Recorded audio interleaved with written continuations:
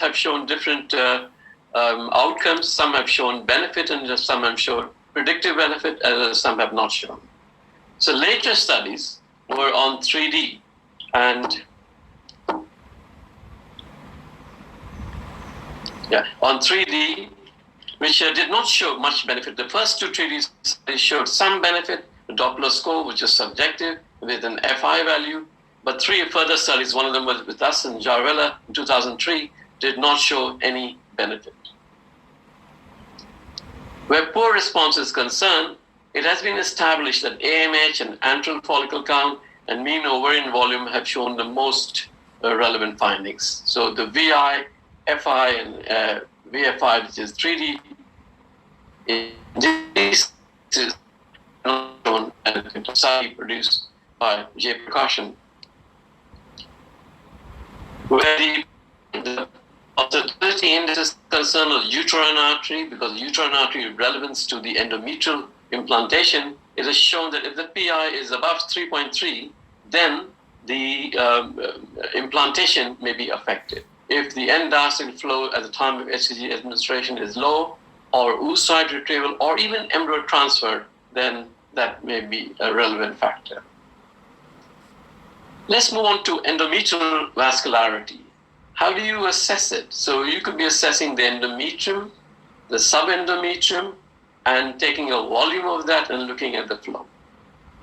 So in a normal cycle, a study published by Ray and Fenning, was the flow increases in the follicular phase, and after ovulation, there is a drop in the flow. But this drop that has been noted, it is suggested that it could be linked with low vascularization, low oxygen levels, and increasing angiogenesis and endometrial receptivity. It's something interesting to note that around the time of implantation, the flow does drop, both in the control group as well as in the subfertile group. So it's an interesting observation. Several studies on endometrial vascularity, you can see, which with FI, with VFI, done at different times during the downregulation phase or the time of HCG, and the results are variant. Some are showing higher pregnancy in high-end pregnancy.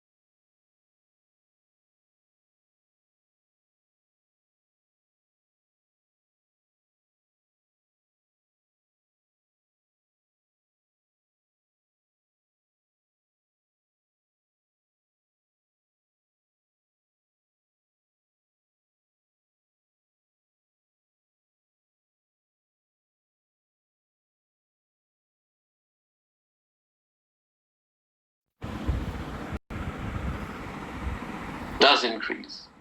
What is interesting, as I said earlier, that there's a decreased flow during implantation with 3D blood flow studies, leading to angiogenesis and implantation possibly.